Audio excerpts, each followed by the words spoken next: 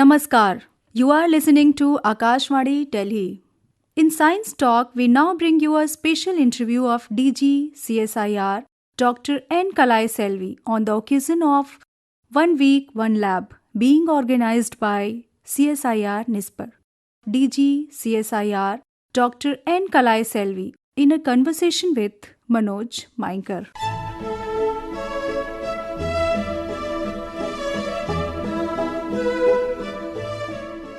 It's a very special day today, the 11th of September. We are here at the NPL auditorium, and among other things, besides the 1 week, 1 lab series going to NISCPR this time, another happening that took place on stage was the much awaited, especially our young students wait for this moment. In fact, the entire country waits for this moment. The announcement of the Shanti Swarup Bhatnagar Awards. In that connection, let's ask Director General Ma'am, CSIR, to throw some light on the announcement of the awards. As all of us know, Shanti Bhatnagar Award is the most prestigious and the coveted award as far as Indian science and technology is concerned. And the entire scientific fraternity is always having a special watch and a special anticipation and an expectation for this award every year. I used to say in a very lighter way that whether we celebrate our birthday or wedding anniversary, or Diwali or Pongal or whatever, nobody is bothered.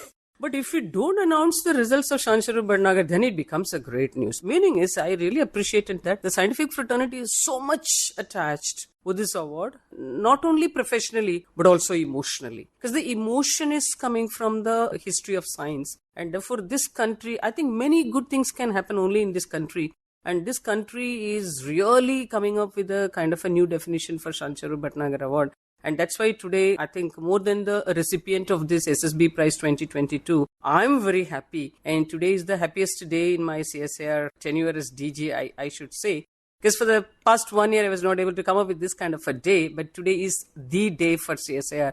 And we are able to announce the results. And now we share the happiness with every citizen of this country. When will the prizes be handed over to the recipient? On 26th of September every year we celebrate CSIR Foundation Day. So do this year also. We are planning it in a little bigger way for 3 reasons. Number 1 is our CSIR Foundation Day. And the second one is we want these prizes to be presented to the winners on that particular day of 26th of September, which is ceremonial, conventional, and this year we are going to do the same way. And the third one is this year we are just combining the 1 week, 1 lab's completion. We call it as a grand finale of 1 week, 1 lab. So we converge all the 3 and we just make it as a 3-in-1 celebration this year. And therefore this is going to be a grand gala celebration on 26th of September.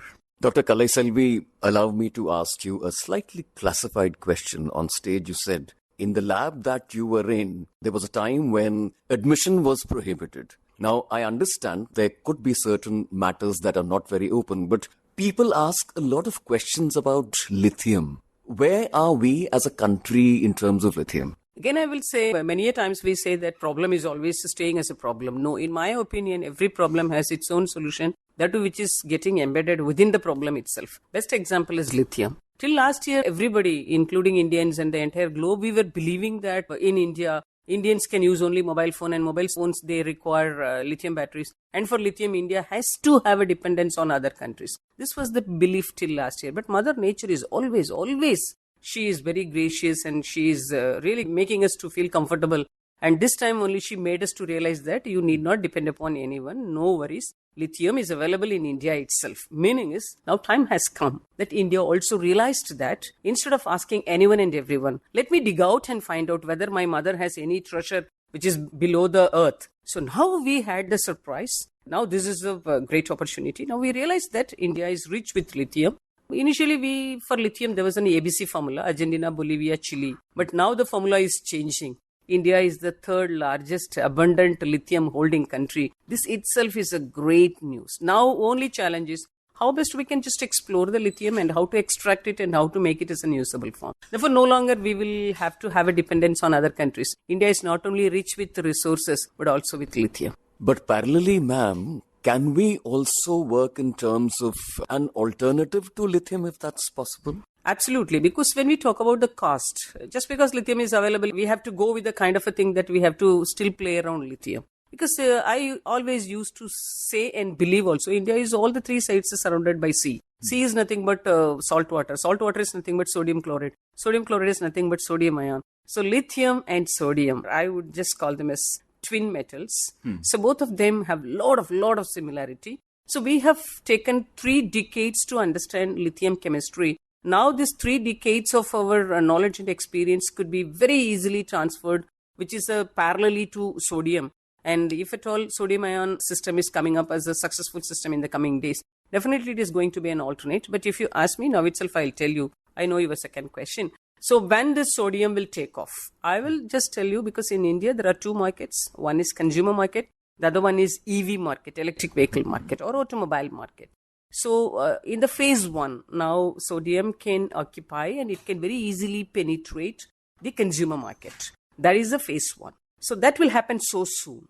But to qualify sodium to just dominate even the EV market, that may take little more time because it's a bigger segment. But definitely it is not going to be lithium as a monopoly. We are going to have twin brothers, lithium and sodium together. The first woman Director General of CSIR? You can expect a very cliched question. Women in science. Yeah, because I think days are not so far off. Men, they have to come and ask, please consider us also in the field of science and technology. That's my answer. Thank you very much, ma'am.